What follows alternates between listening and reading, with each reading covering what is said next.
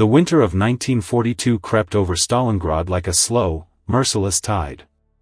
Snow fell not as a blanket but as ash, white flakes laced with soot that settled on the bones of a city already dying. Along the frozen Volga, the wind carried the low growl of artillery, a sound that never stopped, not even at night. It was the rhythm of existence, the city's broken heartbeat. In those streets of rubble and smoke moved a man named Alexei Morozov, once a postman, now a ghost who still clung to his bag of letters as though it were a lifeline. Before the siege, Alexei had been known by everyone on Krasnoarmeyskaya Street.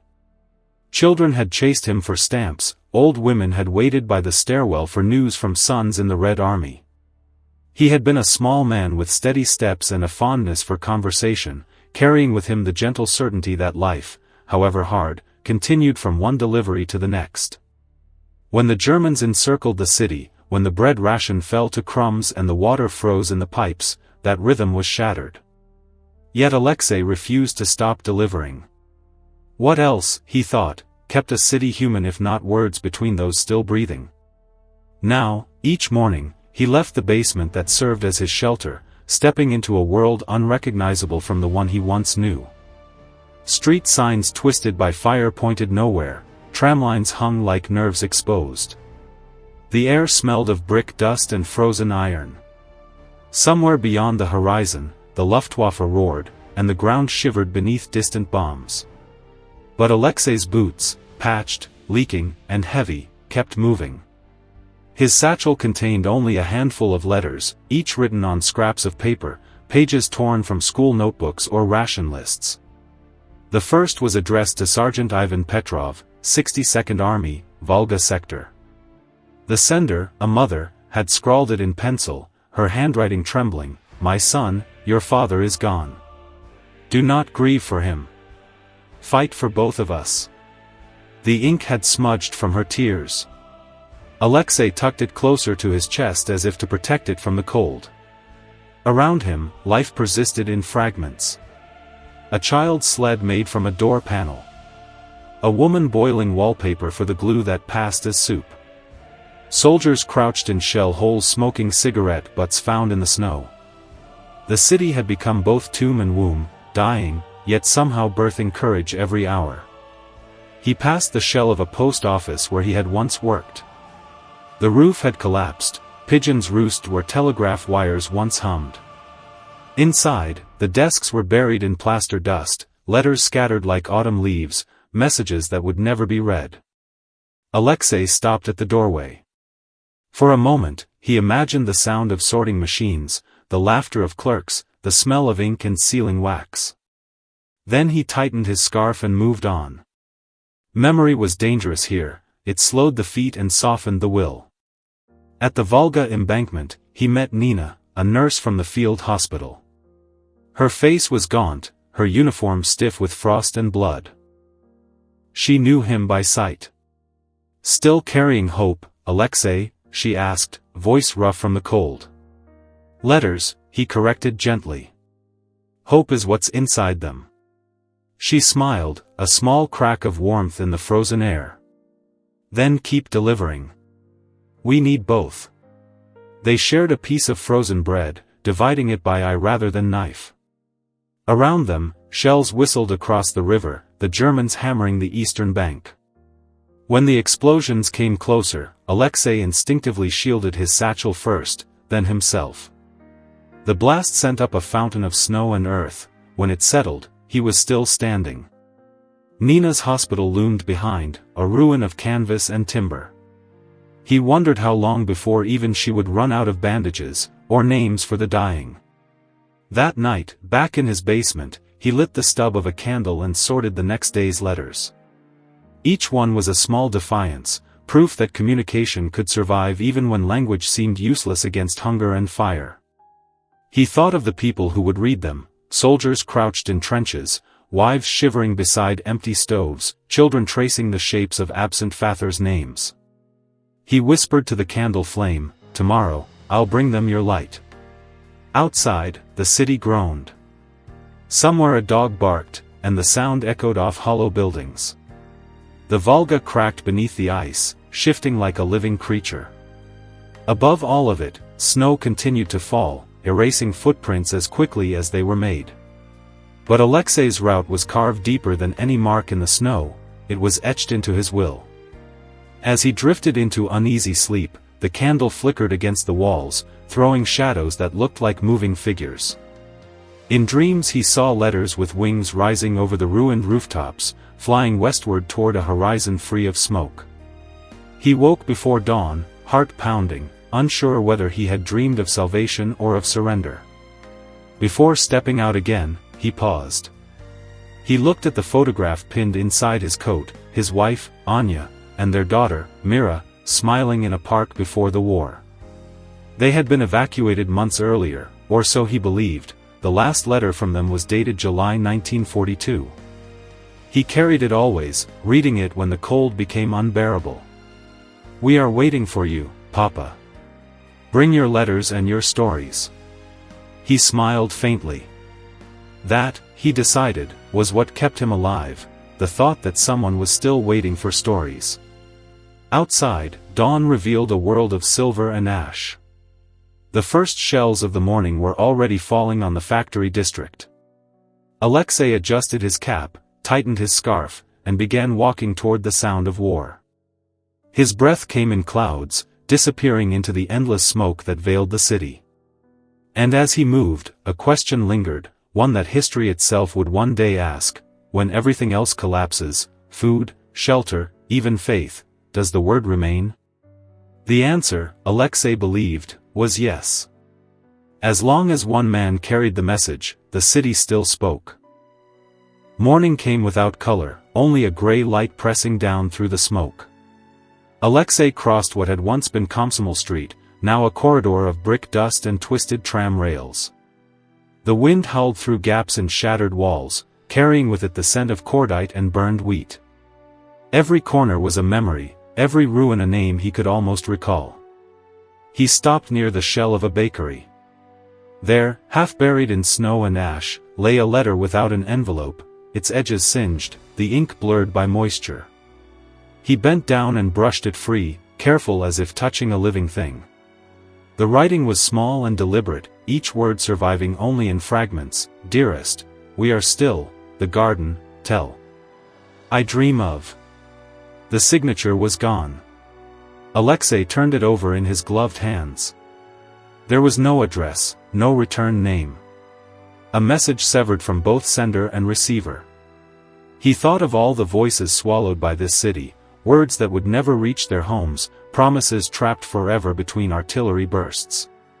He folded the half-letter and placed it gently in his satchel. "Then I'll deliver you somewhere," he whispered. "Even if I must invent the address." A column of soldiers trudged past, faces hollow, uniforms dusted with frost. One of them recognized the postman and grinned faintly. "Still bringing the mail, comrade? What's left to say?" "Enough," Alexei replied. "Enough to keep us walking." The soldier nodded, then vanished into the haze. Alexei watched him go, wondering if he would ever find his name again on a list of the living. He moved on toward the tractor factory, the city's last stronghold. The path took him through what had once been a park, benches upturned, trees splintered by shellfire. Under one tree sat a girl of perhaps 12, her coat several sizes too large. She was drawing on a scrap of paper with a piece of charcoal. "What are you making?" Alexei asked. She looked up, startled, then held out the paper. A crude picture of a plane dropping envelopes instead of bombs. Beneath it she had written, in careful block letters, "Letters make people fly." Alexei smiled, the first genuine smile in weeks. "That's true," he said. "May I send yours?" She shook her head. "It's for everyone." He nodded solemnly and placed the drawing beside the burned letter in his bag. 2 messages without addresses, yet somehow addressed to the world. By midday, the bombardment grew heavier. German shells rained down with mechanical rhythm, the sound reverberating through the frozen ground.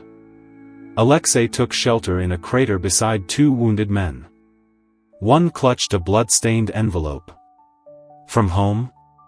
Alexei asked. The soldier's lips were blue. No, he said weakly. To home. Haven't sent it yet. He handed it over. If you live longer than me, postman, right, make sure it goes. Alexei pressed the letter to his chest. It will go, he promised. When the shelling eased, he crawled out and looked back at the crater. The men were gone, swallowed by the city's endless appetite for sacrifice. Only the letter remained, safe in his coat. As dusk fell, he reached the riverbank. Across the Volga, the opposite shore flickered with gunfire, red reflections rippling on the ice. Somewhere beyond that darkness, supply barges waited, bringing grain, bullets, and sometimes even mail. Alexei raised his eyes to the horizon. If he could just cross once more, maybe he could send everything, the nameless scraps, the soldier's promise, the girl's drawing, out into the world that still had sunlight. He thought again of the question that haunted him: when everything collapses, does the word remain? In that frozen silence between bombardments, he believed it did. Because even a letter without a name still tried to speak. The Volga lay before him like a wounded animal, immense and trembling beneath its own weight. The river's surface was no longer entirely solid, it groaned under the cold, cracked along unseen seams, and whispered of the deaths it had already claimed. Each gust of wind carried shards of frost that stung Alexei's face and filled his nostrils with the metallic scent of ice and cordite. He stood on the riverbank, clutching his mailbag, the one relic of another life, patched so many times it was more thread than leather. Inside were letters to the living, the dying, and the long dead. He could feel them shifting as if restless, eager to continue their journey eastward, away from the city's ruin. The ferryboats had stopped weeks ago.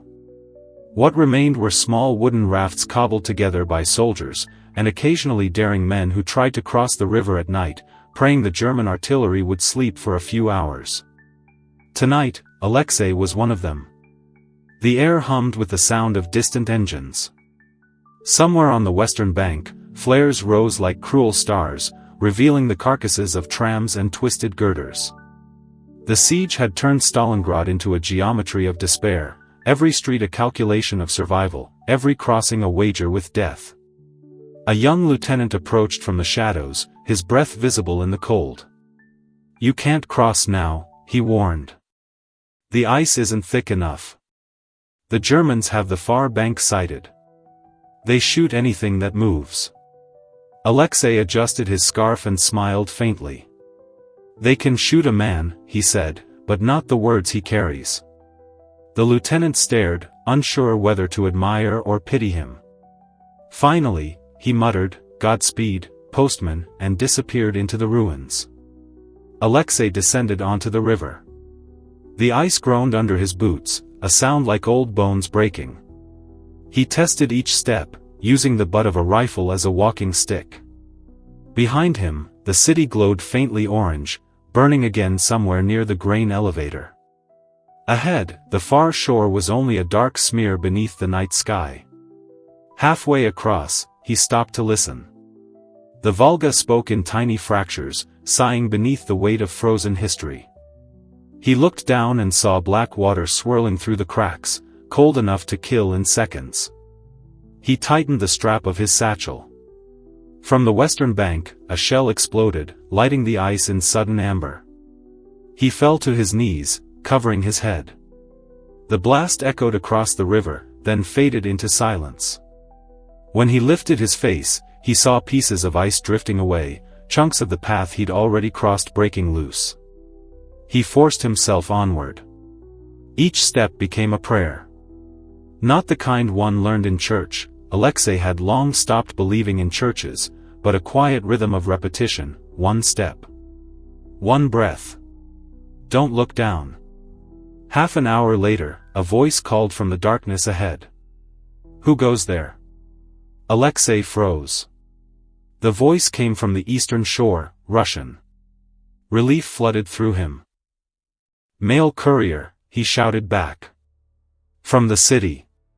A lantern appeared, swinging low. 3 soldiers in greatcoats stood waiting by the edge. Their faces were pale, drawn by hunger and sleeplessness. As Alexei reached them, the first soldier grabbed his arm and helped him up onto solid ground.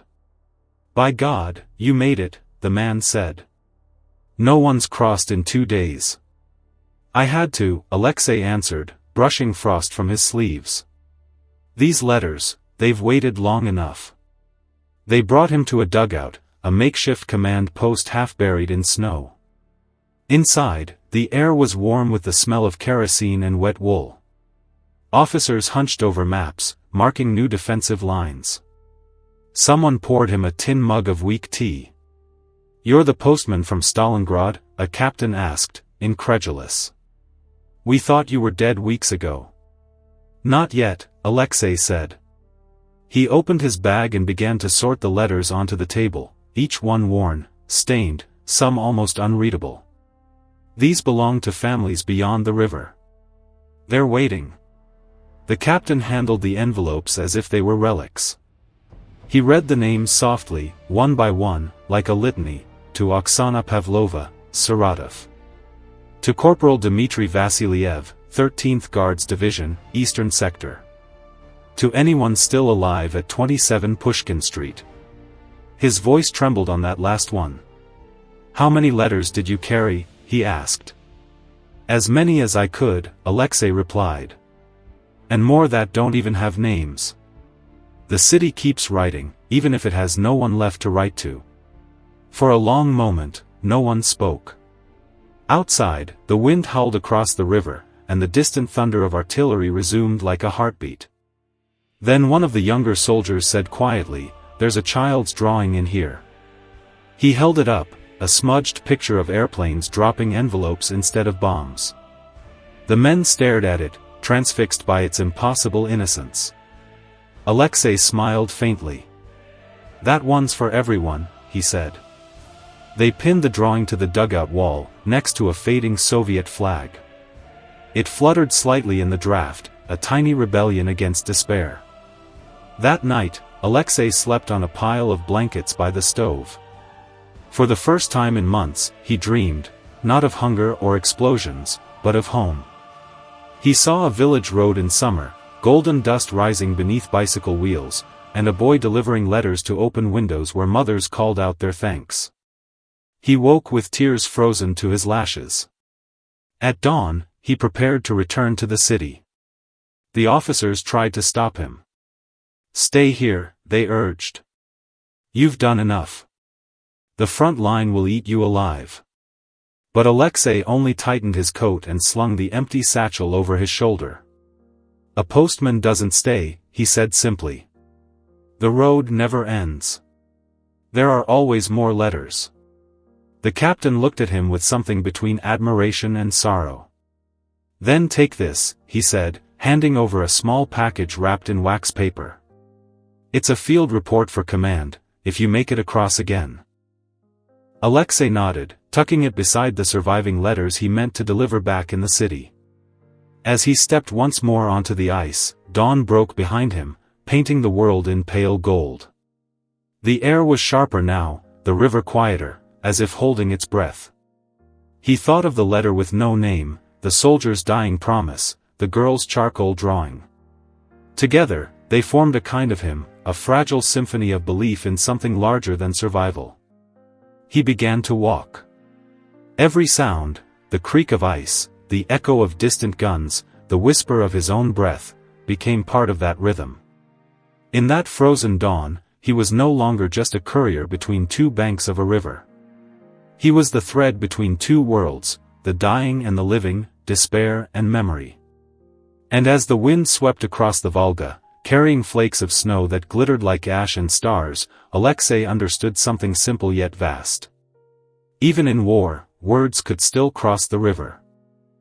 When Alexei returned, Stalingrad no longer felt like a city, it was a sound, a low, endless hum of exhaustion, gunfire, and memory.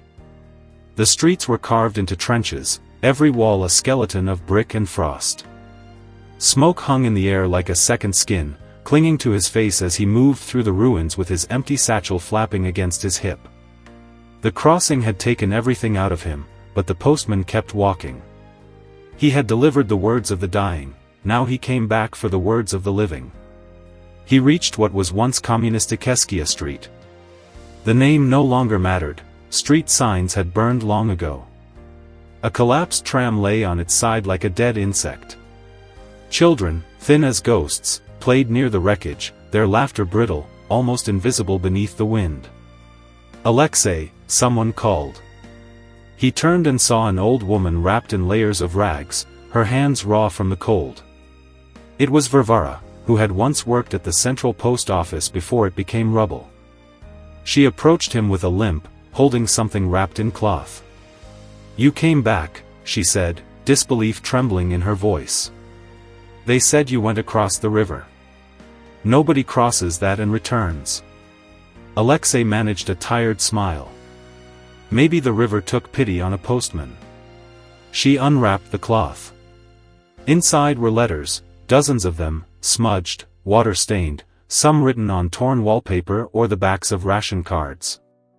"The soldiers bring them," Varvara said. "From the front lines.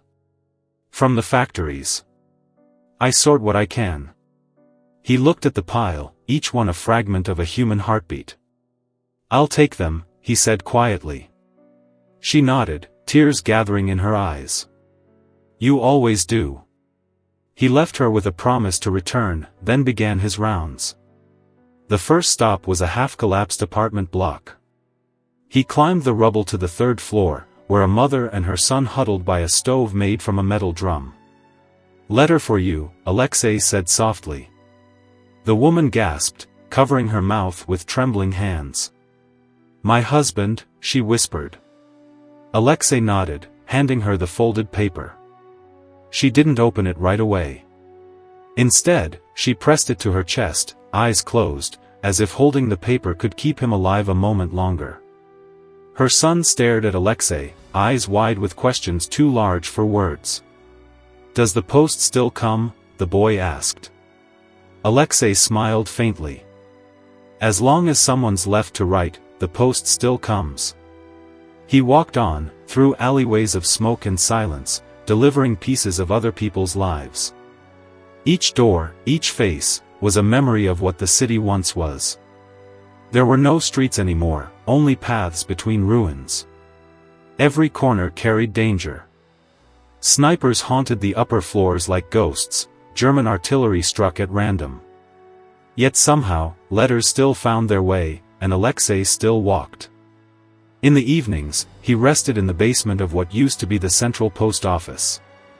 The floor above was gone, open to the snow and the sky.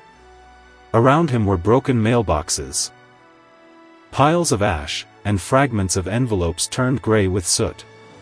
He lit a candle and read some of the letters he carried, not out of curiosity, but reverence. A girl's note to her father at the front: "Papa, I saw a plane today. Mama says it's one of ours. When will you come home?" A soldier's note to his wife: "If this reaches you, I am alive. If it doesn't, know that I thought of you every night." A factory worker's note to a stranger: "To whoever reads this, don't forget that we lived here." The candle flickered, and he felt the walls breathe. The city seemed to listen. Sometimes, he imagined the echoes of old post office sounds, the click of stamps, the shuffling of envelopes, the laughter of clerks. But it was only wind passing through shattered glass. Still, Alexei whispered the names from the letters aloud, one by one, as if reciting prayers for the dead. Outside, the snow began to fall heavier, muting the explosions, softening the edges of destruction. The night turned strangely beautiful, almost merciful. He looked up through the collapsed ceiling at the sky, gray, endless, indifferent. "Do you still see us?" he murmured. "Do you remember our names?" The wind answered with a low whistle through the ruins, carrying a sound that might have been yes, or nothing at all. Before dawn, he rose again.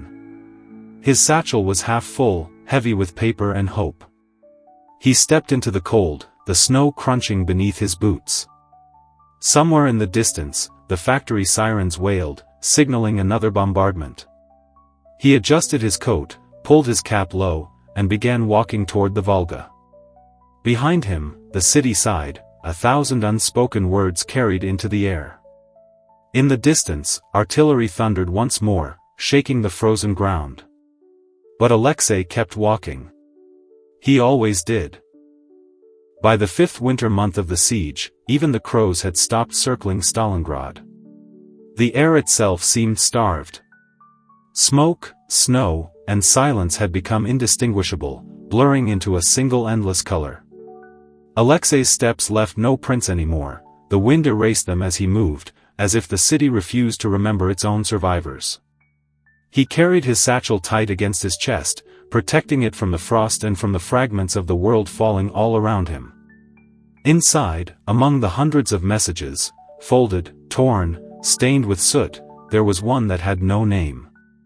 No address. No return. Just a single line scrawled across the front in faint pencil, "If anyone finds this, please remember me." He had discovered it among a pile of debris near the ruins of a school, the paper half-burned, the ink faded by melted snow. Something about the letter unsettled him. A postman could handle grief, he had carried it every day since the war began. But this was absence. It was a message with no direction, a voice without an ear to catch it. That night, he sat in his basement shelter and turned the paper over under candlelight. There was more on the back, words faint, uneven, written in a hurried hand. "My name is Mikhail," it read. "I was 13 years old. My mother told me to hide in the cellar, but the bombs came faster than I could move. If someone finds this, tell her I wasn't afraid." Alexei's hand trembled. He had delivered hundreds of last words, but this one spoke differently. It wasn't meant to be delivered, it was meant to survive. He folded it carefully and slipped it into the inner pocket of his coat. The next morning, he went searching for the mother. It was an impossible task, families were scattered, homes buried, names forgotten. Still, he asked around as he delivered his letters. "Do you know a woman named Anna? Her son Mikhail?" People shook their heads, eyes empty, too tired even to grieve for strangers. Near the tractor factory, he met a nurse tending to the wounded in a frozen corridor of what had once been a hospital. "I knew an Anna," she said, frowning. "Worked in the bread line. She lost her boy in the autumn, I think. Never found the body." Alexei nodded slowly. "Where is she now?" The nurse sighed. "The bread line still. If she's alive, she'll be there." He found the queue near the riverbank, where people stood in silence, waiting for rations that might never come. Their faces were gray, hollow, barely human. Alexei walked along the line, calling softly, "Anna? Anna Mikhailovna?" At first no one answered. Then an older woman turned, her eyes clouded but not unkind. "Who asks?" she said. "The postman," he replied. Her lips trembled at the word. "There is no post anymore," she whispered. "Not here." "There is," he said gently. "And I have something for you." He reached into his coat and drew out the letter. Her hands shook as she took it. For a moment she didn't breathe. Then she opened it slowly. Like a prayer she was afraid to speak aloud. Her eyes moved over the words, faint, broken, incomplete. When she reached the end, her shoulders sagged, and a small sound escaped her, something between a sob and a sigh. "He wasn't afraid," she murmured. "He said he wasn't afraid." She pressed the letter to her lips, eyes closing. "Bless you," she said to Alexei, her voice barely a whisper. "You brought him home." He stood there in silence, unsure what to say. Snow began to fall again, soft and relentless. Around them, people still waited for bread, but for a moment, time itself seemed to stop. He bowed his head and left her with the letter. For days afterward, the memory followed him, the way her hands had trembled, the way her voice had turned into something larger than grief. It became a part of the rhythm of his steps, a quiet refrain against the noise of war. He began to wonder how many other nameless messages lay buried under the rubble, waiting for someone to carry them forward. The thought became a purpose. At night, while the city slept fitfully beneath its blanket of snow, Alexei searched the ruins for paper.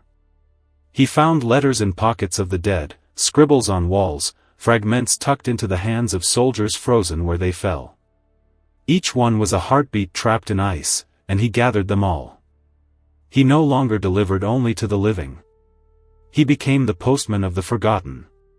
He stored the letters in a tin box near the stove, whispering to them like companions. "You'll be remembered," he would say. "Every one of you." And though no one else knew of his secret archive, the city seemed to sense it. The wind that moved through the ruins carried echoes, soft, murmuring voices that sounded like the rustle of paper. Sometimes, when the night was clear, he imagined he could hear them speaking his name. The front lines shifted again, closer now, the Germans pressing from the west. Shells rained over the factory district, tearing new wounds into the earth. But Alexei kept walking his routes, refusing to let the silence win. He knew the day would come when there would be no letters left to carry, no one left to write or receive them. Yet even then, he promised himself, he would walk. He would cross the city once more, perhaps the Volga again if it still existed, carrying whatever words remained in his heart. Because if a single message survived, then so did the memory of the people who wrote it. As long as he walked, Stalingrad would not be mute. The city might fall, the buildings might crumble, but the voices, the small, fragile human voices, would still find their way through the smoke. And perhaps, somewhere beyond the horizon, someone would still listen. By late January, the siege was ending, though no one yet believed it. Rumors drifted like ash, whispers that the German army was faltering, that the Red Army had surrounded them, that the frozen Volga would soon carry more than the dead. But the city was too weary to hope. Hope required breath, and breath was a luxury. Alexei walked through the ruins in a kind of waking dream. He had stopped counting the days, time no longer measured itself in hours but in footsteps and letters. The streets were quieter now, not because the guns had ceased, but because there were fewer people left to hear them. The wind had claimed most of the voices. Even the snow seemed tired of falling. The postman's satchel was lighter than before. He had delivered almost everything that could be delivered. What remained were the fragments, half-burned notes, blood-stained scraps, words that had lost their recipients. Still, he carried them. To abandon them would feel like a betrayal. He made his way toward the old central square, where the statue of Lenin once stood. The statue was gone now, its face shattered by shellfire, its hand missing. In its place stood a mound of ice and debris, and around it, the silence of a city holding its breath. He climbed the mound and looked across the landscape. The Volga shimmered in the distance, a frozen scar running through what had once been life. Smoke rose from the factory district like fading memories. Somewhere far off, a single artillery gun fired, and the echo rolled through the ruins like a ghost refusing to leave. Alexei thought of all the letters he had carried, thousands of words that had crossed this wasteland. Most had reached their destination, some had not. But each had meant something once. Each had been a bridge between hearts, a proof that humanity could still whisper even in the roar of destruction. He wondered how many of those voices were still alive. He reached into his coat pocket and pulled out one last letter. It was the child's drawing, the one he had found months ago, showing planes dropping envelopes instead of bombs. The edges were frayed, the colors smudged, but the image still lived. He smiled faintly. "You were right, little one," he whispered. "Maybe someday the sky will rain letters instead." He turned the drawing over. On the back, he had written a single line, "For the future, so it remembers."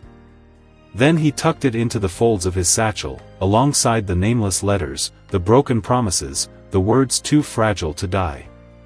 He began walking again. The road took him toward the river, where the wind blew stronger, carrying with it the distant sounds of engines and voices. Soviet soldiers were gathering there, shouting orders, waving flags. The city was no longer entirely lost. "Comrade," someone called as Alexei approached. A young soldier, face red from the cold, ran toward him. "It's over," the soldier said breathlessly. "They've surrendered. The Germans are finished." Alexei stopped, the words hanging in the frozen air. For a moment he couldn't speak. Finished. The word didn't feel real. Around him, men were cheering, embracing, weeping. The noise rose like a storm, crashing against the ruins. He felt none of it. Instead, he looked up at the sky, pale and endless, and thought of those who wouldn't see it. The letter without a name. The woman in the bread line. The soldiers who had trusted him to carry their last words. They were gone, but their voices remained. He could still hear them, soft, persistent, echoing through the cracks of the city. He reached the riverbank and stood there for a long time. Across the ice, the opposite shore was visible, a ghost of its former self. He imagined the mailbag still waiting there, filled with letters that would never be read. Perhaps some future postman would find them, dig them out, and wonder about the people who once wrote them. He hoped so. Because that was all memory ever needed, a curious hand, a moment of grace. He set his satchel down on the snow and opened it. Inside were the last few letters, fragile and faded. He placed them gently on the ice, weighing them down with a small stone. "For you," he murmured. "For anyone who remembers." The wind caught the edges of the papers, making them flutter like white birds trying to take flight. He watched them dance for a moment, then turned away. The city was awakening behind him, fires being lit, songs half-sung, men shouting in triumph. Yet beneath the noise lay something deeper, the heartbeat of survival, slow and persistent. He walked toward the sound, toward life, carrying the satchel that would never truly be empty. Because letters, like souls, never vanish, they only wait for someone to read them again. As he disappeared into the gray morning, the snow began to fall once more. It covered the river, the ruins, the letters. And somewhere beneath that blanket of silence, Stalingrad exhaled. Alexei moved through the remnants of Stalingrad as though walking in a dream. Buildings leaned precariously, gutted by fire and shellfire, windows gaped like empty eyes, and streets were clogged with rubble that crunched under his boots. Yet life persisted in quiet, fragile ways. A cat darted across a broken street, a soldier hummed a tune as he stacked firewood, children traced circles in the snow with bare fingers. Every small movement seemed sacred, a defiance against the destruction around them. Alexei adjusted his satchel and began his rounds, carrying the letters that remained, each one heavier with meaning now that the city had begun to breathe again. He paused outside what had once been a kindergarten. The walls were scorched, the roof missing, yet a single swing hung from a splintered frame, swaying slowly in the wind. He imagined the children who had played there, their laughter now echoes trapped in the frozen air. Inside the rubble, he spotted a bundle of letters wedged beneath a fallen beam. Carefully, he pulled them free. Each letter bore names he did not know, soldiers, mothers, fathers, children. Some were folded so many times the paper had almost disintegrated. Alexei pressed them to his chest. They were more than words, they were proof that someone had lived, loved, and hoped. As he walked, he passed a woman tending to a small stove outside the ruins of her home. Smoke spiraled upward, cutting through the pale light of the afternoon. She looked at him and nodded. "The postman," she said softly. He nodded back. "I bring what survives," he replied. Her eyes glistened. "Even if no one else will remember." He left her with a promise he did not know he could keep, that no voice would vanish entirely while he still carried letters. A few blocks away, he came upon a soldier crouched beside a frozen fountain. The man's uniform was torn, and frost had whitened his hair. In his hands was a letter addressed to someone in Moscow. "Can you take this?" the soldier asked, voice raspy. "I cannot deliver it myself." Alexei nodded. "I will see it reaches home," he said. The soldier exhaled, a cloud of condensation in the cold air. "Thank you," he whispered, pressing the letter into Alexei's coat pocket. Around them, the city seemed to hold its breath. Distant artillery had stopped, leaving a silence that was almost unbearable. The wind rustled the ruined flags hanging from shattered poles, the fabric whispering stories of resistance, survival, and loss. Alexei moved on, every step measured, every footfall echoing like a prayer. He passed a collapsed apartment building where a small group of children had gathered around a makeshift fire. One of them, a girl no older than 10, held a torn piece of paper and looked at him with wide eyes. "Are you the postman?" she asked. "Yes," he replied. "Do you have a letter for me?" She shook her head. "I want to send one." Alexei knelt beside her, brushing the snow from his coat. "Then let's write it together," he said. She handed him a scrap of cardboard and a stub of pencil, and together they wrote a message she never intended to send, to someone, somewhere, "Remember us." He folded it carefully and placed it in his satchel with the others. It felt heavier now, laden with all that had not been said and all that could not be retrieved. Night fell quickly in Stalingrad. The city was dark except for flickers of fire from distant ruins and the glow of stoves in the few buildings that remained habitable. Alexei found a corner in a ruined apartment to rest. He laid his satchel beside him and lit a candle stub. One by one, he took the letters from the day, reading their contents silently, imagining the lives they represented. Each word was a pulse, a heartbeat echoing across the emptiness. Outside, the wind blew through broken walls, carrying whispers from the ruins, the voices of the living, the dead, and the missing. Alexei closed his eyes, holding the letters close. He thought of every face he had seen, every hand he had touched, every promise he had delivered. The city was a tapestry of absence, yet through these small fragments, life persisted. And in that silence, Alexei understood something essential, that memory, carried carefully, is a form of resistance. Even when fire and snow consume everything, the voices of those who lived remain, threaded through the hands of those who will not forget. With that thought, he drifted into sleep, the letters beside him, the ruined city surrounding him, and the echo of Stalingrad's heartbeat mingling with his own. The dawn came slowly over Stalingrad, pale and uncertain, as if the sun itself feared the city's scars. Alexei rose from the rubble where he had slept, stretching stiff limbs under a sky muted by smoke and frost. The city seemed quieter now, but silence was deceptive. It was never emptiness but a waiting, as though the streets themselves held their breath. He adjusted his satchel and began walking through the eastern district, carrying letters collected over days of meticulous searching. Some were bound for soldiers at the front, others for families who might no longer exist, yet each carried the possibility of connection. Each step was deliberate, measured, a rhythm that marked him as alive in a city teetering on the edge between death and memory. At the remains of a factory, he paused. The walls were shattered, roofless, yet within, men and women worked over small stoves, fashioning tools from scraps of metal, trying to restore what the war had stolen. Alexei approached, drawing their attention with the weight of his satchel. "Letters," he said, voice low, carrying over the hum of hammers and whispers. A young woman with soot-streaked cheeks took one from his hand. She hesitated, then opened it. Her eyes widened, and for a brief moment, she laughed, soft, incredulous, almost forbidden. "From my brother," she whispered. "I thought he..." Her voice trailed into the wind. Alexei nodded, understanding the half-spoken grief. That was the work of a postman, not just to deliver words, but to carry hope, fragile and flickering, into hands desperate to grasp it.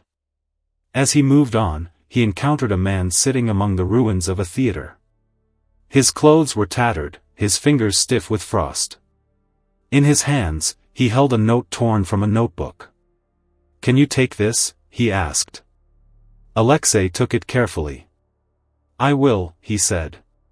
"Where does it go?" The man's eyes glimmered with tears, the first he had shed in months. "To Moscow, my daughter," he whispered. Alexei nodded, feeling the weight of another promise press against his chest. He began his route toward the river, where crossings were still possible though perilous. The ice groaned under his boots, thin and treacherous in places, but he moved with the certainty of habit. Around him, the city breathed, a slow exhale of fire, smoke, and memory. Along the way, he found children huddled in doorways, shivering in layers of ragged clothing. One of them, a boy no older than 12, held a crumpled piece of paper. "A letter?" Alexei asked. The boy nodded. "For someone," he said, eyes wide. "But I don't know who." Alexei smiled faintly, kneeling. "Then let's send it anyway. Some words are too important to stay hidden." He folded the paper, placing it in his satchel with the others. The boy watched him, expression serious, as if understanding the gravity of the act. At the riverbank, soldiers were repairing a temporary bridge of wood and rope, spanning a channel of broken ice. Alexei approached cautiously. Crossing was dangerous, shells could strike without warning, the ice might give way beneath a foot, but he had no choice. The letters in his satchel demanded movement. He stepped onto the first plank. The bridge shivered under his weight. Below, dark water gushed between ice floes, swallowing any misstep. Each step forward was a negotiation with death. Halfway across, a plank creaked dangerously. He froze, heart pounding, feeling the rhythm of life in stark contrast with the stillness around him. He looked back at the city, a panorama of ruin, smoke, and shattered memories, and forward at the far shore, where safety, warmth, and civilization waited. The bridge was a literal and symbolic crossing, a threshold between despair and the possibility of life renewed. He moved again, slowly, deliberately, until he reached solid ground. The letters were safe. Beyond the river, the horizon held light, distant fires burning on the far bank. Soldiers waved, their faces haggard but alive. Alexei began distributing the letters, handing them to men and women who might otherwise never see them. Some cried. Some smiled. Some whispered names that had been missing for months, as if the paper itself had carried a soul back to them. When the last letter was delivered, Alexei paused. He watched as recipients read the words aloud, their voices carrying over the frozen ground. The sound was faint but unmistakable, a bridge of words spanning loss, fear, and destruction. And in that moment, Alexei understood something he had known all along, even in the heart of war, even when buildings fall and rivers freeze, even when death walks the streets, the human voice persists. Letters, fragile and small, can carry that voice across ice, rubble, and silence. For Alexei Morozov, the postman of Stalingrad, every step was an affirmation that memory could endure, that connection could survive, and that hope, even when hidden beneath ash and frost, would always find a way to be delivered. The city had grown quieter, not because the war had ended, but because so many voices had already been silenced. Smoke still lingered over Stalingrad, a gray haze that refused to dissipate, curling around ruined chimneys and skeletal walls. Alexei moved through the streets as if walking in a memory, each step deliberate, each footprint a fragile claim that he was still alive. His satchel was nearly empty now, carrying only the last few letters he had salvaged over the months of siege and survival. Each one was precious, each one a thread connecting the living to those they feared they had lost. He reached a section of the city that had once been a vibrant market district. The stalls were gone, replaced by rubble and frost, yet faint echoes of voices seemed to linger between the broken beams. Alexei knelt to pick up a letter wedged beneath a fallen signpost.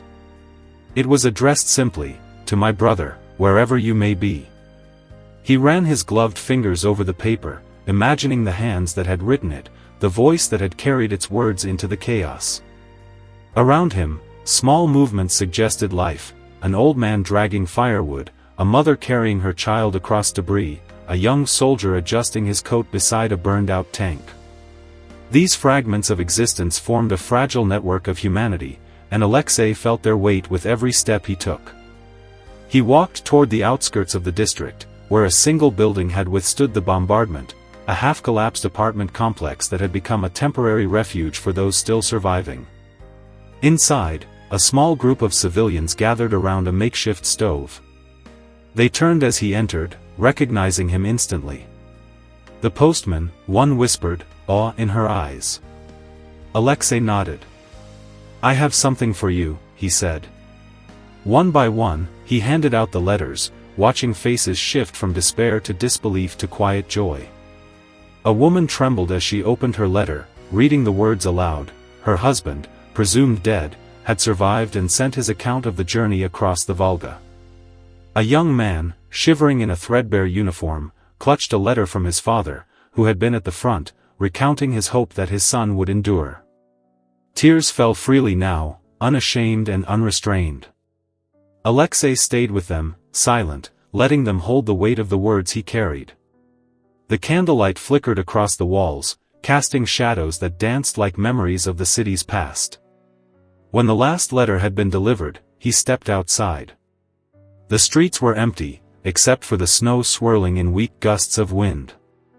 The city held its breath, watching him move. He paused at the edge of a frozen canal and looked toward the river that had been both a barrier and a lifeline. The ice still cracked beneath the distant footsteps of soldiers, and the far bank shimmered with light from fires long extinguished and torches now rekindled.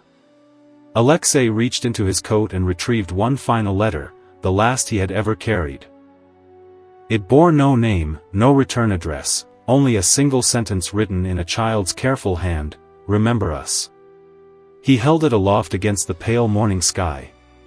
For a long moment, he imagined all the hands that had touched it, all the voices it had carried, all the hearts it had connected. Then, slowly, he placed it upon the ice and watched as the wind lifted it gently, carrying it away toward the distant shore. He walked away, knowing that even as the city would rebuild and life would continue, some voices would never be lost. The letters would travel, in memory, in story, in the hearts of those who survived. And the city itself, battered and scarred, would remember them too. Alexei did not look back. He moved through the streets, past walls of stone and frost, past shadows and echoes, carrying only his empty satchel and the knowledge that he had completed his mission. The Postman of Stalingrad had delivered more than letters, he had delivered hope, remembrance, and the fragile proof that humanity could persist even in the most unbearable circumstances. As he disappeared into the ruins, the snow fell softly, covering the footprints he left behind. But the letters remained, each one a bridge between the past and the future, a whisper that death and war could never fully silence. The city exhaled, and for the first time in months, it seemed almost alive. The Volga stretched before Alexei like a frozen ribbon of glass, its surface reflecting the weak winter sunlight in jagged, silvery lines. Beyond the river lay the far bank, scarred but alive, where soldiers and refugees had begun to reclaim what the siege had stolen. Alexei stood at the edge of the ice, satchel at his side, and watched the faint movement of people crossing carefully along makeshift paths. Each step across the cracked surface was a negotiation with danger, but he had done this before. He tightened the straps of his coat and began, boots crunching against the ice, the wind biting his face with sharp reminders that life was fragile, fleeting, and precious. Halfway across, he paused and looked back at the city he had just left. Stalingrad was a tapestry of destruction and persistence, walls scarred by shellfire, chimneys broken and smoke-stained, streets littered with the remnants of lives once lived. Yet in the distance, he could see movement, children running, women carrying water, soldiers repairing the remains of bridges. The city was not silent. Its heartbeat had returned, faint but steady. He reached the center of the river, where the ice groaned and splintered beneath his weight. He stopped, listening. Somewhere beneath the frozen surface, the river murmured stories of loss and survival, of letters carried and promises made. He imagined the voices of all those whose words he had delivered, mothers, fathers, soldiers, children. Each letter had been a bridge, a fragile link spanning chaos and despair. Across the river, a group of civilians and soldiers waited, their eyes fixed on the fragile figure moving over the ice. They knew him without introduction, the postman who had carried the city's voice through the storm, who had walked across fire and frost to ensure that words lived on. Alexei reached the far bank and was met by a young lieutenant. "We thought you were lost," the man said, his voice trembling. "How did you survive?" Alexei shrugged, offering no explanation. Survival had nothing to do with luck. It was the letters, the words, the responsibility they carried, that had guided him through the darkest hours. He handed over the letters he had brought across the ice, one by one. Each recipient grasped their envelope as if holding the fragile pulse of someone still alive. Tears were shed, hands clasped, whispered prayers offered to the wind. He felt the weight of each moment, the gravity of human connection, and knew that this act, so small in the scale of war, was a triumph in its own right. When the last letter was delivered, Alexei looked back across the river. The city rose, fragile and battered, yet alive. Smoke drifted from the ruins, mixing with the icy morning light. Somewhere in that haze, voices carried on the wind, laughter, tears, shouts, whispers. Letters had crossed the river, and so had he. For a long moment, he stood silently, listening to the echoes of Stalingrad, the ghosts of voices past. The living murmurs of survivors. In the frozen quiet, he understood that the act of carrying words was more than delivery, it was remembrance. It was resistance against silence, a declaration that even amidst ruin, the human spirit endures. Alexei turned away from the river and began to walk along the far bank, his footsteps leaving faint impressions in the snow. The wind carried faint scraps of paper, letters from other couriers perhaps, drifting toward him, reminding him that words never die. He imagined all the unseen hands that would find these letters, that would read them, that would hear the echoes of those long gone. The postman's task was endless, but in that moment, he felt the weight of meaning settle lightly on his shoulders. Beyond the river, life was stirring again. Fires were lit in small homes, children's laughter floated on the wind, and soldiers began to rebuild what had been broken. Alexei's eyes lingered on the horizon, imagining the letters he had delivered spreading through the city, reaching distant towns, carrying stories of courage, grief, and hope. He felt a quiet satisfaction, knowing that Stalingrad's voice would not vanish, that memory had survived, and that his small acts of perseverance had bridged the chasm between silence and life. The sun rose higher, pale and steady, reflecting off the ice, glinting on the ruins of the city and the river beyond. Alexei's shadow stretched behind him as he walked, merging with the long echoes of the siege. Each step was a testament, letters could travel, voices could persist, and even in the aftermath of unimaginable destruction, connection remained. As he disappeared along the snowy banks, the whispers of the city followed, faint but insistent, carrying the echoes of all those who had lived, written, loved, and survived. And somewhere beyond the frozen river, the letters continued to move, cradled by the wind, preserving Stalingrad's heartbeat for generations yet to come. The days lengthened imperceptibly, though winter still gripped Stalingrad with its frozen fingers. Alexei moved through the city with the same deliberate rhythm, each step a negotiation with both the rubble beneath his feet and the ghosts of the past that clung to the ruins. He carried fewer letters now, but each one was heavier, weighted with stories that demanded attention. The city had begun to stir again, shops repaired enough to sell basic goods, streets cleared for passage, fires lit in the husks of former homes. Yet even amid reconstruction, the scars of war were omnipresent. Buildings stood like broken teeth, trees had been reduced to splintered trunks, and the air was thick with the smell of smoke, ice, and the lingering memory of blood. Alexei paused outside a partially collapsed apartment, recognizing it as the home of a family he had delivered letters to months before. He knelt among the rubble, inspecting the remains of letters he had tucked into hidden crevices for safekeeping. Some had been lost, water-stained and torn, but a few had survived, folded carefully and miraculously intact. He held them against his chest, feeling the pulse of the lives they represented. He remembered the faces of those who had entrusted him with their words, the mother clutching her son's last message, the soldier handing him a note to his daughter, the child's drawing that had traveled across the ice. Each memory pressed upon him now with an almost physical weight. For a moment, he closed his eyes and imagined the letters speaking aloud, voices rising from the paper in harmony, echoing across streets now dotted with cautious rebuilding. Somewhere, far away, perhaps across the Volga or even further east, someone would read these words. He pictured them lifting the letters from envelopes, tracing the handwriting with fingers, feeling a connection to a past they had never witnessed, yet one that had touched them indirectly through his careful hands. As he stood, the wind shifted, carrying fragments of snow that seemed to shimmer with ghostly light. He remembered the nameless letter of Mikhail, the boy whose words had survived despite the absence of a recipient. That letter had become a symbol to him, proof that even the smallest voice, even one lost in chaos, could still resonate. He imagined Mikhail's mother discovering it, closing her eyes, letting herself feel the echo of her son's presence. This was what he had been walking for all along, not merely to deliver letters, but to preserve memory, to keep alive the pulse of Stalingrad's people in the hearts of the living. He continued along the streets, passing groups of survivors rebuilding walls, clearing debris, tending fires. Occasionally, he paused to hand over letters, words that seemed almost miraculous against the backdrop of destruction. Each exchange was a quiet ceremony, a reaffirmation that life persisted, even in places where death had once reigned unchecked. By mid-afternoon, he reached the riverbank again. The ice reflected the pale light of the sun, glittering like shards of glass.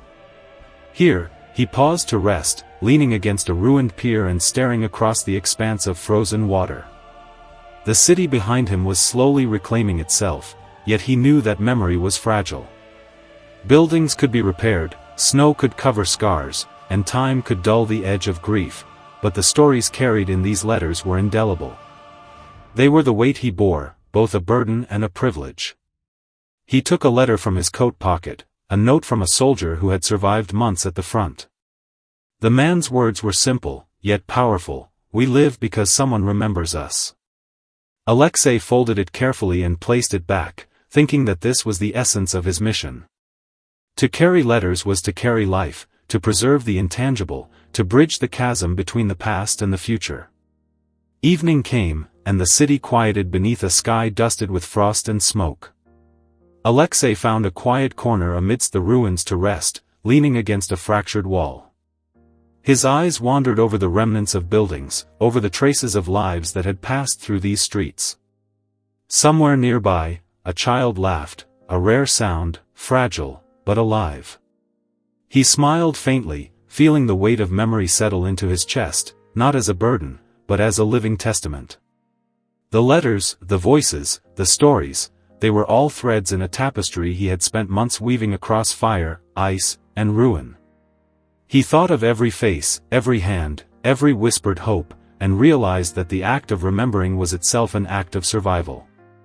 In that quiet corner, with the city breathing faintly around him, Alexei understood that his journey was not just about letters.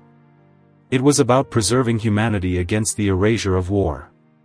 Each step he had taken, each letter delivered, was a rebellion against silence, a statement that no voice, however small, would vanish entirely. As night fell over Stalingrad, snow settling softly over the ruins, Alexei closed his eyes, letting the city's fragile heartbeat mingle with his own. The weight of memory was heavy, yes, but it was also sustaining, a lifeline connecting past, present, and the hope of a future. And in that weight, he found purpose, peace, and the quiet assurance that even amid devastation, the human spirit endures. The morning arrived pale and brittle, the sunlight weak and filtered through clouds heavy with frost. Alexei moved along the shattered streets of Stalingrad, satchel resting against his hip, boots crunching against snow that had already begun to gray with soot. The city was waking slowly, its survivors emerging from shelters and rubble to reclaim the fragile normalcy that had not yet dared to settle. Children wandered the streets under watchful eyes, curious and cautious, while adults cleared debris, rebuilt makeshift fires, and whispered stories to one another in tones that blended grief and hope. Alexei had very few letters left to deliver, but each one carried the weight of months, the echoes of lives that had survived against impossible odds. As he approached the ruined remains of a residential block, he spotted an old man seated beside a broken wall, examining a fragment of paper with trembling hands. The man looked up as Alexei neared, recognition lighting his frost-streaked face. "You are the postman," he said quietly, almost in awe. Alexei nodded. "I have something for you." The man accepted the letter with reverent hands, and for a moment, they shared silence, two witnesses to the persistence of memory amidst ruin. He continued down the streets, passing buildings that had once housed families, shops, and laughter. Now, only fragments remained, walls scorched black, roofs collapsed, windows shattered, but life persisted in small, stubborn bursts. From a distance, Alexei saw a group of children gathered around a flickering fire in what had been a courtyard. One of them held a crumpled envelope, its corners burned and torn. The child's eyes met his, wide and imploring. "Will you send it?" the girl asked. Alexei smiled, bending down. "Yes," he said. "We will send it together." He took the envelope carefully, pressing it into his satchel beside others that waited to reach hands they might never have found. Across the city, the wind rose, carrying with it fragments of letters, scraps of paper drifting like pale birds through the ruined streets. Some twirled into the sky before landing in snowdrifts, others caught in the branches of splintered trees, shaking in the cold breeze. Alexei watched them, imagining all the voices they carried, mothers, fathers, children, soldiers, neighbors who had trusted him to preserve their words. The wind had become an accomplice in his mission, a carrier of human memory beyond the limits of his reach. He reached the river once more, the ice reflecting the weak sunlight in jagged shards. Along its banks, makeshift bridges allowed cautious passage. He stepped carefully, boots sinking slightly into the frost-crusted surface, each movement deliberate to protect the letters he bore. Halfway across, a gust of wind snatched a loose scrap of paper from his satchel. Alexei lunged, but the paper sailed past, tumbling and spinning, carried over the ice toward the opposite bank. He watched it drift and land gently in the snow near a group of waiting soldiers. A smile touched his lips. In this city, even lost words could find their audience, even fragments of memory could be returned to those who needed them. At the far bank, he distributed letters to soldiers, survivors, and wandering civilians, each exchange a quiet miracle, a restoration of connection. Tears were shed, smiles emerged, whispers of recognition passed through hands and hearts. Each letter became a bridge, spanning not just distance but despair, spanning the chasm carved by months of violence and loss. When the last envelope was handed over, Alexei stood still for a long time, gazing at the city across the frozen river. Stalingrad, battered and scarred, seemed to breathe beneath layers of snow, ice, and smoke. He imagined the letters carried into homes, read aloud to children, tucked into pockets for safekeeping, and recalled the voices of those who had entrusted him with their words. The wind lifted again, scattering scraps of paper into the streets, carrying them over rooftops and ruins, over frozen canals and shattered walls. Alexei followed the movement with his eyes, thinking that perhaps these letters would continue to travel long after he had finished his deliveries, that their words would reach hands he could never hope to touch. And in that thought, he felt a quiet triumph. Survival was not merely a matter of enduring, it was an act of remembrance, of connection, of ensuring that no voice, however small, would vanish entirely. Snow fell steadily as he walked along the bank, the wind tugging at his coat and tugging at the last scraps of paper fluttering in its currents. Each step seemed to leave a mark not just in the snow, but in memory itself, tracing a path of persistence, courage, and humanity across the frozen landscape. For Alexei Morozov, the postman, the letters were no longer simple messages, they were the lifeblood of a city that had almost been erased, yet now survived in words, in whispers, in echoes carried by wind and frost. The ice groaned beneath his boots as he made his way to a safer crossing, each step forward a reminder that even in ruin, life continues. And somewhere, far beyond the frozen horizon, someone would read the letters he had delivered, feel the voices he had preserved, and know that Stalingrad had endured, not just through soldiers and survivors, but through words, carried faithfully by a single postman who refused to let memory die. The city was stirring with cautious energy, the remnants of Stalingrad stretching and awakening beneath a gray winter sky. Alexei moved along streets still scarred by fire and shell, the echo of his boots the only consistent rhythm in a landscape of ruin. Each building he passed bore the weight of stories, families once housed within walls now reduced to rubble, shops that had sold bread and toys now emptied and broken, and streets that had carried the footfalls of both soldiers and civilians alike. The letters in his satchel were fewer now, but each carried an invisible thread that connected past to present, memory to hope. As he approached the outskirts of the central district, he noticed a small group gathered around a fire pit amid the ruins. Children played cautiously in the snow, their laughter small and brittle. Adults tended fires and scavenged wood, speaking in hushed tones of survival and plans for rebuilding. Alexei approached, satchel in hand. "I have letters," he said softly, though the words carried, drawing eyes and cautious smiles. One by one, he handed them out, letters from soldiers to parents, from mothers to sons at the front, from children to absent fathers. Tears glistened on cheeks, and in some cases, the recipients laughed quietly through the ache of memory.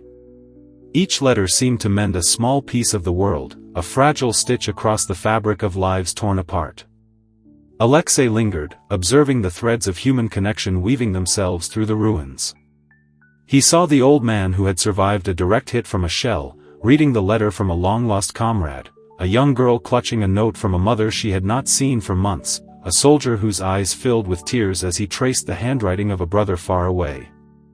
Every exchange reinforced what he had known all along, that even amid destruction, even when so much had been lost, the act of remembering and of being remembered was life itself. He moved on toward a partially collapsed apartment complex, where he had discovered a trove of letters weeks before. The walls were blackened, windows missing, yet the building pulsed with quiet signs of life.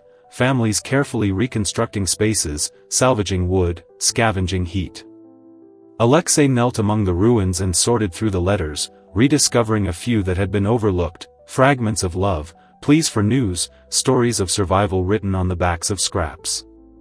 Each one was a thread of survival, a tangible proof that life had persisted and that hope, however small, could endure. As the day progressed, the sun rose higher, casting pale light across the scarred city. Alexei walked through streets that were slowly filling with movement, people cautiously venturing farther from shelters, rebuilding their routines, speaking to one another in voices that were recovering their strength. He delivered letters to small clusters of civilians, soldiers, and children alike, observing how the exchange of words, once considered simple, now nearly miraculous, wove invisible threads between strangers, family, and friends. By late afternoon, he arrived at the banks of the Volga once again. The ice reflected the muted sunlight, glinting in shards across the frozen surface. Here, he paused to rest, satchel heavy with the few letters remaining. He set them down carefully, gazing at the horizon. Across the river, fires burned on distant banks, smoke rising in thin ribbons. Soldiers and civilians moved in coordinated, careful steps, reclaiming spaces once lost. Alexei imagined the letters he had carried crossing the river, entering the hands of those who had been waiting, sometimes months or more, to hear a word from the past. Each letter carried survival, an assertion that existence mattered, that memory mattered, that hope mattered. The wind rose, carrying flakes of snow that spiraled like whispers, lifting scraps of paper and dusting the streets with faint echoes of letters that had already been read. Alexei smiled faintly, recognizing the gesture of the city itself joining him in his work. Even the wind became an ally in preserving memory, scattering fragments of life and thought across Stalingrad's expanse. Night fell slowly, frost settling over the ruins like a gentle veil. Alexei found a small alcove within the skeleton of a building to rest, letters laid beside him. As he watched the dim light fade, he reflected on the journey, the countless voices he had carried, the hands that had grasped letters with trembling reverence, the laughter, tears, and whispers he had witnessed. Each was a thread, delicate yet unbreakable, weaving together a tapestry of survival, defiance, and humanity. The city, too, seemed to understand. Stalingrad breathed quietly, the heartbeat of its people pulsing beneath layers of snow, ice, and rubble. Alexei closed his eyes, letting the threads of survival, memory, and hope wind through him, binding him to the city, to its people, and to the fragile proof that even in the deepest devastation, human connection endured. And in that quiet night, surrounded by ruin, frost, and silence, he felt a gentle certainty: as long as he walked the streets, carrying letters, Stalingrad would not forget. Dawn broke over Stalingrad in muted tones of gray and silver, the sun's light filtered through a thin veil of smoke and frost. Alexei walked through the streets with quiet purpose, his satchel lighter than it had been for months, yet the weight of memory clung to his shoulders. The city itself seemed to pulse with remembrance, every ruined wall and shattered window a testament to what had been lost and what had endured. Children ventured farther from shelters, laughter tentative but present, weaving through streets littered with debris and snow. Adults cleared rubble with careful precision, their movements almost ceremonial, honoring what had been destroyed even as they rebuilt. Alexei paused at the remains of a once grand theater. Its walls were scorched, the roof collapsed, yet in the courtyard, a small group of survivors had gathered, creating a makeshift stage of wooden planks. They were performing a short play, enacted from memory, recalling the sounds and movements of lives interrupted by siege and bombardment. He watched quietly, absorbing the resilience etched into every gesture. The letters he carried, though few now, were symbols of this same endurance. Each one had traveled through fire, frost, and chaos to reach its destination, carrying fragments of life that might otherwise have been lost. Alexei knelt to hand the remaining envelopes to those assembled, watching as the letters were read aloud. A soldier's missive, sent from the front months ago, brought tears to the eyes of a woman clutching a child. A mother received a letter from her daughter, her hands trembling as she traced the words and whispered them into the cold air. The letters became more than words, they became ceremonies, moments of remembrance, acts of defiance against erasure. Around him, the city seemed to hum faintly, the rhythm of survival woven into every action, every whispered conversation, every careful rebuilding of walls and fires. The wind carried fragments of other letters, scraps of paper from past deliveries, swirling them through streets and over rooftops, as if Stalingrad itself had joined Alexei in ensuring memory persisted. He walked slowly, pausing to observe small acts of courage and tenderness, a boy lifting his sister over rubble, a man sharing the last piece of bread with a neighbor, an old woman brushing snow from a broken doorstep. Each act reinforced what the letters had been striving to convey: the persistence of humanity, the endurance of connection, the fragile proof that life mattered. As he approached the river, Alexei noticed a cluster of survivors gathered near the edge of the ice. Children played cautiously, tossing small sticks across frozen channels, while adults repaired makeshift bridges to facilitate safer passage. The river had once been a barrier, a symbol of separation and danger. Now, it became a conduit, carrying messages, hope, and the whispers of those who had endured. He handed out the last letters from his satchel. Each one a bridge to someone who might otherwise have been forgotten. The recipients read them aloud, voices mingling with the wind, spreading over ice and snow, reaching even the farthest corners of the city. Alexei stood still for a moment, listening to the chorus of words, voices, and memories blending into a single, fragile harmony. The letters had done their work, they had preserved life in words, they had carried the pulse of Stalingrad across distance and ruin, and they had created connections that would outlast the siege itself. Night descended slowly, frost settling over the city like a gentle, protective blanket. Alexei found a place to rest within a partially intact building, satchel empty but heart full. He looked out across the city and felt the weight of memory settle into a quiet satisfaction.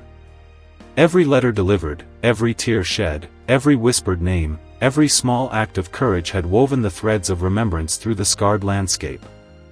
The city remembered because he remembered, and in remembering, it healed in small, imperceptible ways. He thought of those he had carried letters for, the soldiers, the mothers, the children, the nameless faces in the rubble, and knew that their stories would live on. Beyond the frost and ruins, Stalingrad had begun to reclaim itself, not just in brick and mortar, but in spirit. Alexei closed his eyes and felt the resonance of the city pulse beneath him, the quiet heartbeat of survival and memory threading through every street, every building, every soul that remained. In that moment, he understood the profound truth that had guided him through the siege. Even when the city was broken, even when voices were silenced, remembrance could endure, carried in small acts, whispered words, and letters that traveled across ice, rubble, and time. The postman had delivered more than correspondence, he had delivered the essence of Stalingrad itself, the certainty that the city, its people, and their stories would not be forgotten. And as he drifted into a light sleep, the wind rising gently outside, he felt the letters echo in every corner of the ruined streets, a persistent reminder that memory, like courage, is never truly lost. The first light of morning broke weakly over Stalingrad, pale and tentative, casting long, fractured shadows across the ruined streets. Alexei moved slowly, boots crunching over frozen rubble, his satchel now empty, yet his heart heavy with the weight of memory and the resonance of letters delivered. The city seemed to stir more fully with each passing day, yet the scars of war remained visible in every shattered wall, in every collapsed roof, in every frozen windowpane reflecting a pale sky. Children ventured farther from shelters, their laughter still tentative but growing in confidence, weaving between adults clearing rubble and rebuilding the fragile structures of daily life. In these small movements, Alexei saw the proof that life could persist even amidst devastation. He wandered toward the central square, where the skeleton of a fountain still stood, broken but proud against the wind. Around it, survivors gathered in cautious clusters, tending fires, sharing scraps of food, recounting the stories of those who had endured, and whispering names of the lost. Alexei paused and listened to the faint hum of voices, imagining the letters he had carried forming invisible threads between these lives, connecting past and present, sorrow and hope. He thought of the soldier who had entrusted him with a letter to his daughter, of the mother who had waited months for a word from her son, of children who had never known the full comfort of family but whose voices had traveled across the ruins and the folded edges of paper. Each story was a thread, delicate yet resilient, weaving a fragile tapestry of human connection in the heart of devastation. As he walked, the wind shifted, carrying fragments of snow and loose scraps of paper from prior deliveries, drifting them over the rubble, over frozen channels, over walls and rooftops. Alexei imagined these fragments finding hands yet unknown, their words whispered across the city by invisible currents, keeping alive the voices of those who might otherwise have been forgotten. He approached a narrow street lined with collapsed buildings, where a young boy was attempting to clear rubble with a piece of wood. Alexei knelt beside him, offering a faint smile. "Even small efforts matter," he said quietly. The boy nodded, eyes bright despite the frost, and together they moved debris to reveal a small, sunken doorway that had once led to a home. Inside, remnants of letters and drawings were partially buried in snow. Alexei gathered them carefully, imagining that these fragments, once restored, could carry the voices of the forgotten back into the living world. Across the city, faint movements signaled resilience. A woman tended a small fire atop a ruined wall, children ran between skeletal buildings, a soldier hammered a patch of wood onto a fractured bridge. Alexei observed these acts as if they were threads in a vast, unseen tapestry, each motion a proof of survival, each breath a statement against erasure. As evening approached, he made his way to the riverbank once more. The ice glimmered in the fading light, brittle yet reflecting the sky's faint color. Here, the city seemed most vulnerable and most alive at the same time. Makeshift crossings allowed cautious passage, and the faint sounds of human activity echoed over the frozen expanse. Alexei knelt beside the river, pressing his hands into the cold, thinking of the countless letters that had traveled across its surface, across the ice and the wind, connecting lives that otherwise might have remained silent and separate. The wind lifted again, scattering fragments of paper high into the air, twirling them like pale leaves. He watched as some landed in snowdrifts, some caught in ruined branches, and some floated toward unseen hands waiting somewhere across the city. Each scrap was a whisper of memory, a testament to life persisting against overwhelming odds. As the last light of day faded, Alexei rose and walked through the streets, the echoes of laughter, whispers, and letters carried gently behind him. Stalingrad had endured, its heartbeat was faint but persistent. He realized then that the letters, the voices, the fragments of human connection he had carried were more than correspondence, they were life itself, threaded through every ruined street and frozen river, binding the living to the lost, the past to the present, and sorrow to hope. He paused atop a small hill overlooking the city, snow crunching beneath his boots, and allowed himself a moment of reflection. The city remembered because its people remembered, and he had been both witness and carrier of that memory. Every letter delivered, every whispered word, every small act of care had preserved the essence of Stalingrad and its survivors. Night settled gently, frost coating the ruins like a thin veil, yet beneath it, life pulsed quietly, imperceptibly, like embers beneath ash. Alexei closed his eyes and imagined all the letters he had carried, their words traveling on the wind, reaching hands unseen, voices whispered into ears that might never know his face. In that quiet, he understood the truth of his labor, even in the aftermath of unimaginable destruction, connection, memory, and hope could endure. And as he turned to walk back into the streets, he felt the city's pulse mingling with his own, a rhythm of resilience, of whispers of tomorrow, and of life carried faithfully through letters, footsteps, and unwavering presence. The first light of dawn filtered weakly through a sky thick with frost and the lingering smoke of a city that had endured more than it should have. Stalingrad stretched before Alexei, a patchwork of ruins and quiet determination, and for the first time in months, he sensed a fragile, steady rhythm beneath the devastation. The streets were awakening, not with the force of normal life, but with a cautious persistence, children venturing further from shelters, their laughter hesitant yet resilient, adults clearing rubble and tending fires, repairing what they could, salvaging scraps of normalcy from the chaos, soldiers assisting civilians, forging bridges across fractured streets. Alexei moved among them like a quiet witness, his satchel long empty but his purpose undiminished. Every step he took seemed to echo the city's heartbeat, each footprint a testament to survival and remembrance. He paused at the remains of a once bustling marketplace. Broken stalls and blackened facades stretched before him, yet amidst the debris, life stirred. A woman passed him carrying a bundle of firewood, glancing briefly at him with a faint smile. A child tossed a snowball at a friend, their giggles soft but unmistakable. A man crouched over a makeshift stove, stirring a pot of soup for those nearby. Each movement was a subtle affirmation that Stalingrad had not been erased, that its pulse persisted beneath the frost and ruins. Alexei reflected on the journey that had brought him here, the letters he had delivered, the faces he had seen, the moments of grief and joy he had witnessed. Each letter had been more than paper, it had been a vessel of hope, a bridge across distance and despair, a lifeline connecting those who might otherwise have been lost to memory. He thought of mothers who had received words from sons long absent, of soldiers who had found messages from families presumed dead, of children who had held fragments of life in their small hands. These acts, fragile yet profound, had sewn threads of humanity through the heart of the city. As he continued along the streets, the wind shifted, carrying with it whispers of letters, scraps of paper, and the faint echoes of voices. Some had been delivered long ago, others still sought their recipients, yet all traveled together, mingling with the breath of the city.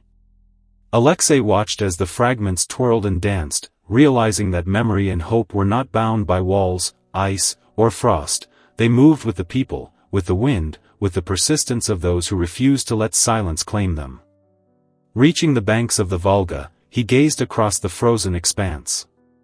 Soldiers and civilians worked together to repair bridges, children played near the edge of the ice, and fires burned faintly on the distant shore. The river, once a barrier and a danger, now seemed a conduit, carrying fragments of words, gestures, and lives across its surface. Alexei knelt to trace his fingers over the ice, imagining all the letters he had delivered and those carried by the wind. Each one was a heartbeat, a proof that Stalingrad's people, their stories, and their resilience could not be erased. Evening fell slowly, frost settling over the city like a gentle veil. Alexei paused atop a small rise, surveying the streets and ruins below.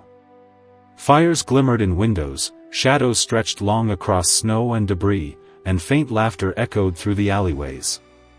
The city itself seemed to breathe, its heartbeat steady and unyielding despite scars and losses that could never be fully erased. He closed his eyes and imagined the letters he had carried, the voices he had preserved, and the lives he had touched. They were threads that bound the city together, creating an invisible network of connection that no siege, no destruction, could sever. In that quiet, Alexei understood the truth he had carried with him all along, that life persisted not just through survival, but through remembrance, connection, and the faithful delivery of hope. Every step he had taken, every letter he had handed over, had reinforced the heartbeat of a city that refused to die. Stalingrad's people, their memories, their voices, all had endured, pulsing beneath the frost, the rubble, and the silence. As night fell completely, the snow settling softly over streets and ruins, Alexei turned to walk among the quiet lights of the city. He felt its pulse beneath his boots, faint yet undeniable, echoing the collective resilience of those who had survived. The postman had delivered letters, yes, but more than that, he had delivered life itself, the certainty that even amidst devastation, connection endures, memory persists, and hope continues to beat. And as he disappeared into the streets, the faint murmur of Stalingrad's heartbeat followed him, steady and enduring, a testament to the city, its people, and the enduring power of words carried faithfully across ice, fire, and ruin.